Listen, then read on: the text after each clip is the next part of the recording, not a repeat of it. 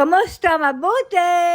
For today's video. Another day, another vlog na puro late upload ng person for today's video. Dahil nga si Nilush at pang Miss Minche na ang atake at hindi na pang Disney Princess. Palabas nga kami ng araw na yan at hinintay muna namin si Rapi na dumating dahil nagdala siya dito sa bahay ng mga gulay at prutas. Nagpunta nga din siya ng grocery store at nagpasabay na din ako ng ilang mga pagkain para kay Nilush. Kalalabas pa nga lamang ni Rapi sa ospital pero sa halip na magpahinga ay nagtrabaho na din agad sa taniman ng orange at dahil nga dinalhan na din kami ng mga kailangan namin dito sa bahay.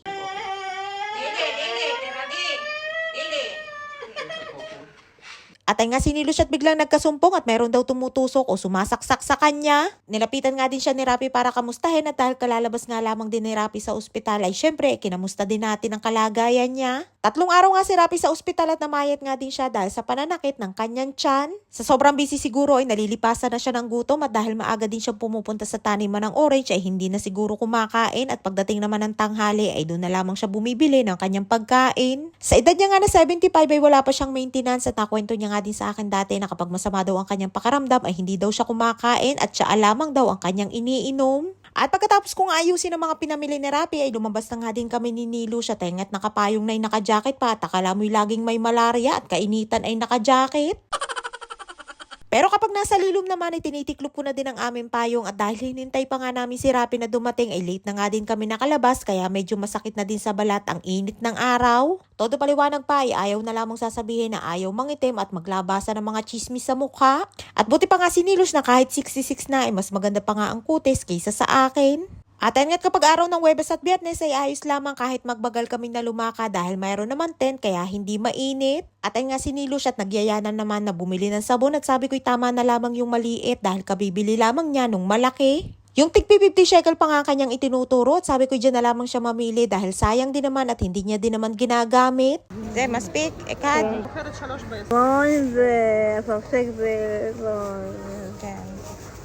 At yan nga kanyang napili 3 piraso ay 10 shekel o nasa 200 pesos at mura na nga din yan basta ang mahalaga ay mayroong nabili si Nilush. Hili, tistakli, tistakli.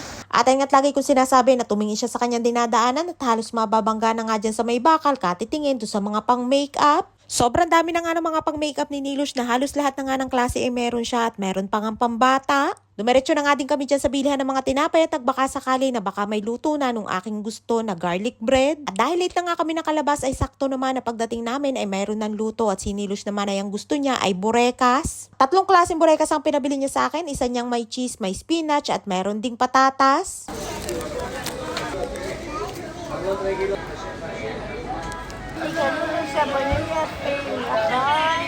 At ay nga't panay pa ang bulong sa akin at sabi niya ay ang ganda daw nung aming binili ng mga sabon. Nakabili na nga kami ng tinapay at niyaya ko na din si Nilush at sabi ko ay uuwi na kami. Umaga pa nga lamang ay madami ng mga nakatambay dyan ng mga oldies, tamang kwentuhan lamang habang nagkakape kasama ang kanilang mga friendship. Ganan ng mga matatanda dito sa Israel, umaga at hapon ay tamang tambay lamang sa labas. Bihira na nga din ako makakita dito ng mga Filipino caregivers at karamihan nga ay mga Indians na ang mga pinaparating na caregivers. Pauwi na nga kami nang biglang nagyaya si Nilush na pumunta daw kami dyan sa tindahan ni Bibian at meron daw siyang bibilhin. Unang beses nga na sinamahan ko dyan si Nilush ay nung bagong dating pa lamang ako dito sa Israel noong 2017 at pagkalipas nga na mahigit 9 na taon din ay nasamahan ko ulit dyan si Nilush. Akala ko nga ay kung anong bibilhin yun pala ay mga gamit sa panggaganchilyo at nakakita nga din ng kulay pink na pompoms at gusto niya din daw niyan.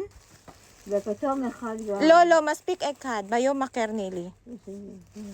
Bumili nga din ng yarn at gusto pa nga ay bumili ng tig-iisang kulay at sabi ko tama na ang isa at sa susunod na araw na lamang ulit bumili. Nagtanong pa nga si Nili kung mayroon daw tinda na robe na may paru-parong bukid. Nagtingin-tingin nga ako dyan na baka mayroong paru-paro na pwedeng idikit o itahi dun sa kanyang robe na nasa bahay. Ang kaso ay wala naman. Yun kasi ang pangako ko sa kanya na ibibili ko na lamang siya ng butterfly patches at itatahi ko dun sa kanyang bagong robe. Nakakita nga si Nili niyang butterfly, ang kaso ay pangganchilyo daw yan sabi ni Bibian at mahirap daw gawin. Masaya na naman nga uwi ang isang bata, may borekas na, may pangganchilyo pa at mayroong pansabon.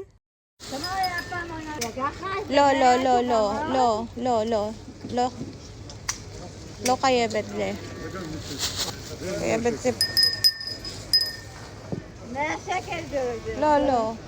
At nga't nakakita ng bell ay gustong bilhin. Maga ice cream yarn.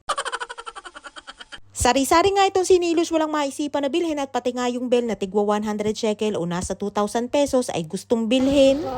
כן, זה של גרמנים. כמה זה עולה? 50 שקל. Ay ayaw pa nga paawat at may nakita na naman bago dyan sa kabilang tindahan ay akala niya siguro ako'y mabubudol at mapapapayag niya na bumili.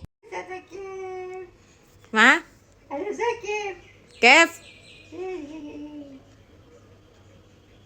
At ay nga't pagdating ng bahay ay nagganchilyo si Nilos at tuwang-tuwa nga at sabi niya ay ang saya daw. Isa nga yung sa libangan ni Nilin nung kabataan niya at may talent nga si Nilos at pati nga yung frame na nakasabit sa dingding ay siya din ang gumawa. Yang kanyang hairnet band cover na nasa kanyang buhok ay siya ang nagganchilyo niyan. Pero dahil maedad na nga yung si Nilos ay hindi niya nakaya na makagawa o makabuo ng isang bagay sa paggaganchilyo. Pero tanda pa naman niya kung paano ito gawin at kita nyo naman kung paano ito nakapwesto sa kanyang kamay. Yun nga lamang ay hirap na siya na makagawa. At ingat nalingat nga lamang ako saglit ay biglang dumami na ang kanyang yarn. Yun pala ay marami siyang nakatago dito sa bahay. Sayang nga kung kaya pa lamang sana ni Nili na magganchilyo ulit ay mas magandang libangan yan kaysa manood lamang siya ng TV. Bukod sa hand exercise ay nakakatulong din ang paggaganchilyo para sa emotional at mental health exercise ng isang tao. At ingat mayroon pa nakasama na tsinelas na pambahay dun sa pinaglagyan ng yarn at pwede yung magamit ni Nili sa taglamig. At ingat natawa ko kay Nili dyan sa ibinigay niya sa akin at yan daw ang kanyang ginanchilyo ay hindi ko nga mawari kung ano ang kanyang nabuo dyan. At para nga lamang pinagbuhul-buhul na yarn ang kinalabasan. Ay siya nga dito lamang ating kwento for today's video at maraming